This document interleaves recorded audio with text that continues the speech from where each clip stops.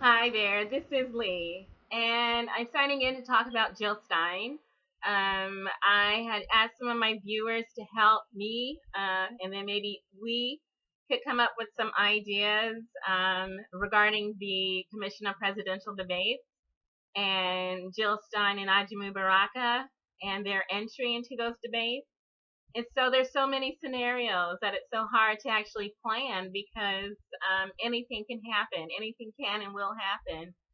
Um, it's it's either she will gain access or she will not gain access. If she does gain access, then we don't have to worry because you put Jill Stein in front of a microphone, you put a camera on her, and she'll shut it down. She's done it over and over throughout this primary season. She's had interviews. She's done three-on-one interviews at Fox News several times. She's gone on various um, panels to answer questions, just surrounded by people. Questions coming here, there, everywhere. She's done multiple press conferences where people were shouting out questions, and not just the easy softball ones, but some real tough ones that she stood there and she's answered. So if she gains entry into the debates, we don't have to worry. We want to work to get her in there and escort her apparently into the debate. But once she's in there, she'll do the rest. She can handle it. She definitely knows her policy positions. She knows the world forum.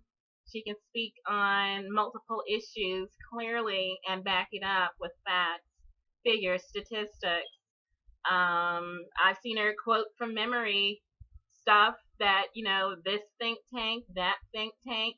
She'll pull up the facts. And I've gone back and checked. I have gone back and checked her facts, and she's been right on time, and I've reported on that. So she's fine in any debate format, whether it's Donald Trump, Hillary Clinton, Gary Johnson. If it's Bernie Sanders, that might be a tough one, but Jill knows what she's doing. She knows her facts, and so we'll just have to see. But any arrangement that involves Jill Stein, we come out the winner, the viewers, because it shifts the conversation from identity politics and insults and petty grievances back to actual policy issues that concern the voter and the electorate. So yes, we definitely want her in the debates. And there's still 6 days. Anything can and will likely happen between now and then. Um, she's ready, whatever happens.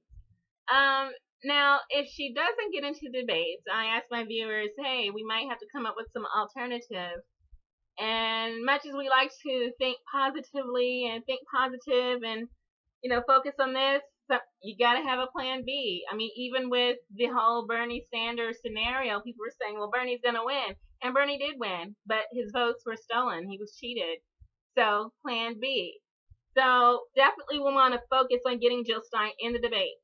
But then we also want to have plan B and maybe C and D and E too at the same time. The debate is September 26th, and then there is a vice presidential debate, and then two more presidential debates. And so there's three presidential debates, and it's possible if she doesn't get in the first one, she might get in the second and the third, or she might miss the first two and get, we don't know. It could be anything. And then there's also Gary Johnson, who was polling higher, who was actually actively lobbying buying ad space in large newspaper publications, and it seemed very likely that he would gain entry. But I think people finally figured out that the votes and the poll numbers that he accumulated, some of that were from people who would otherwise vote for Hillary Clinton. And so Gary Johnson was shut down and then shut out of the presidential debates because he was polling pretty high. And in some states as high as 23, 29%. And it kind of averaged out to slightly less than 15%, and he was shut out. Plan B, C, and D. And we don't know. Gary Johnson didn't really seem too focused on gaining entry for himself plus Jill Stein. He seemed mostly focused on himself and the Libertarians.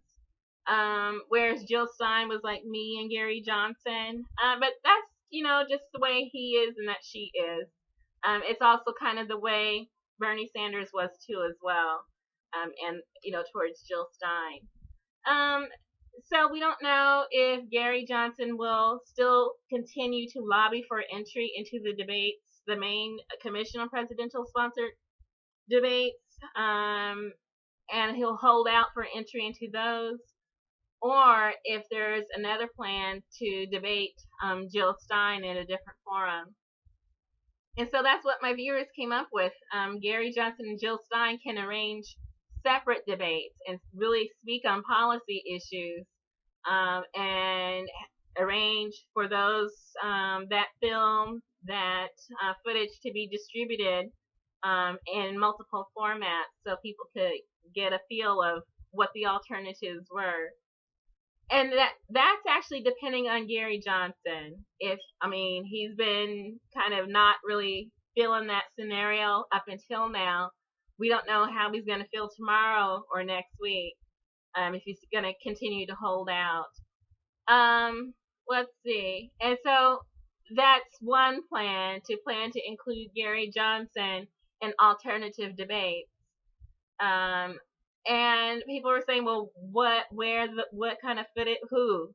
I was hoping that the League of Women Voters would actually take steps to recover their power back from the Commission on Presidential Debates that they lost in the late 80s, and recover and say, well, we're going to actually host a policy debate rather than a personality debate, and just put on alternative debates with the third highest polling and the fourth highest polling presidential candidate, and do that. And people were saying, okay, well, where, what venue? League of Women Voters doing the moderating, and then what venue? I was thinking C-SPAN. I could have thought PBS, but they've shown themselves unreliable and willing to bend to their corporate sponsors. C-SPAN, maybe an online venue. There have been offers from online venues. The Young Turks, I don't know how they're feeling now. They seem to be pro-Hillary Clinton and no one else right about now. They offered earlier in this year, but who knows if that offer still stands. Jill Stein actually accepted the offer to debate Gary Johnson on the Young Turks, and then Gary Johnson turned that opportunity down. That was about a month ago, maybe 2 months ago. And then people were saying, okay, maybe another cable channel. I said C-SPAN, and then there's others too. Maybe even foreign television. It might be Univision or Telemundo, or we don't know. Just an alternative venue with an alternative moderation. And people were throwing out, well, ACLU, National Organization of Women, Emily's List, NARAL, LULAC, NAACP, all kinds of other organizations that could put on a debate for Gary Johnson and Jill Stein. It really depends, because a lot of these organizations have already taken sides, and they're siding with Hillary Clinton, and they're doing everything to protect and shield Hillary Clinton, no matter how much it hurts the voting electorate.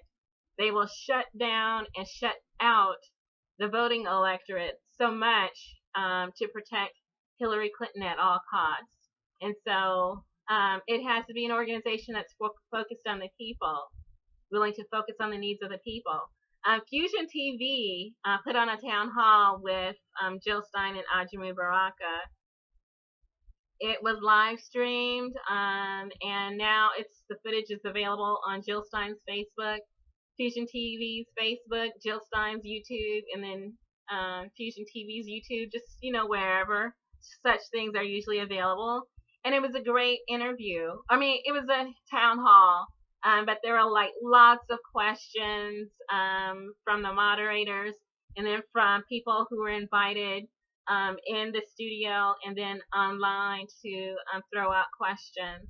I think it was about 2 hours, and it was just great. It was great. I thought Fusion TV did a wonderful job of covering a multitude of policy issues necessary to make informed choices at the executive level.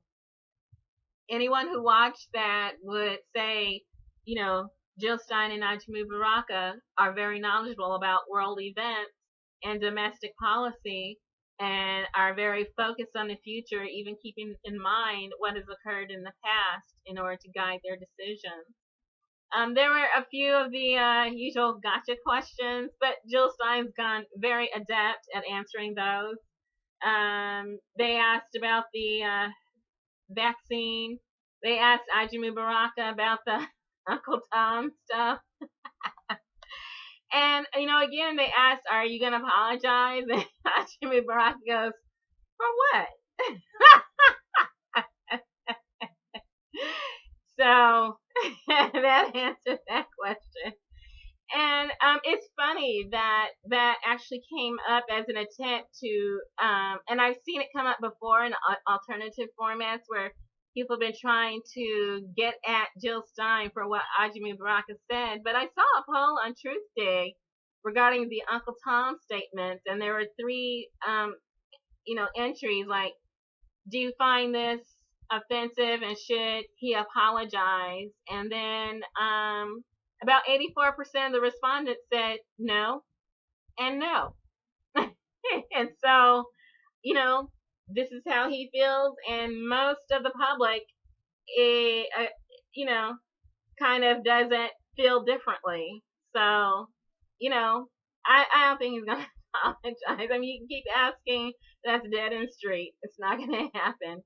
And, personally, for me, I feel, the question should be asked of Hillary Clinton if she is going to apologize to Chelsea Manning, to Jeffrey Sterling, to Edward Snowden, to Julian Assange, to all the people who have been imprisoned and some tortured and then had their lives threatened for less than what she did. I mean, there's people in the Navy at the very lower levels who's done less than what she did, and their punishments have been so much more severe. Their lives and their careers and their futures have been ruined for doing quite a lot less than what Hillary Clinton has done. So I would like to see mainstream media ask Hillary Clinton if she's going to apologize for the bad role modeling that she's provided all of us. But anyway, back to the debates and the alternatives. So she might get in the debate, she might not. She might be able to get Gary Johnson involved in a debate in an alternative venue or not, because Gary Johnson seems uncooperative. She might actually continue to do town halls, and I like that as an alternative. The Fusion TV, excuse me, the Fusion TV town hall was great. She's got another town hall scheduled on Fox News. And then hopefully there will be more venues, either through social media with online information distributors or televised information distributors where she can reach people. One of my viewers were saying that there has to be a serious ground game going. And I agree. It's just a matter of funds and manpower, human resources. People are doing what they can. You probably have to get into hyperdrive, especially with voter registration. A lot of states cut it off like a month before. Every state is different. But yes, with actually information distribution is also important too. Some people are registered to vote. They just haven't decided yet. And so I think this is where the state parties come in. Green is on the ballot, and 41 states, I believe, and then Jill Stein is available for voting in 48 states. And then there's 2 other states where there was an effort to get her on the ballot too. So there's organizations on the ground. It's just a matter of getting them the information, and it's actually online at her site. There's flyers and things like handouts and things like that. But just like walking the blocks and handing out flyers, going to your organization and passing them out, posting them up on bulletin boards. A lot of that is just making sure people are aware that Jill Stein and Ajamu Baraka are a choice, doing the ground game, and then convincing people that the platform that they represent is worth getting up and getting out and going to the polls for. I think that covers most of what the viewers told me would be great alternatives. I'll look again and try to post notes if there's anything in there that I've forgotten. And then, of course, if you think of anything else, you can post it in the comment section too, so we can have some plan B's and C's and D's. And even if Jill Stein does make it into the debates, because that could actually happen, and then we can rest knowing that we can't, but we can be relieved that Jill Stein is going to handle her and our business inside the debates, and so is Ajamu Baraka at the vice presidential debate. We can be relieved at that. But even at the same time, if she gets in there, we still should probably explore these other plans and just kind of make a lot of things happen, just to make sure we cover the ground and get the ground game going. Thank you, everyone, for participating and helping out with coming up with ideas. I appreciate it. Great minds think alike. We can think some more. Definitely we can share it and make sure the campaign sees it. And then hopefully, regardless of whatever scenario plays out, hopefully we'll be covered. Either way, thank you.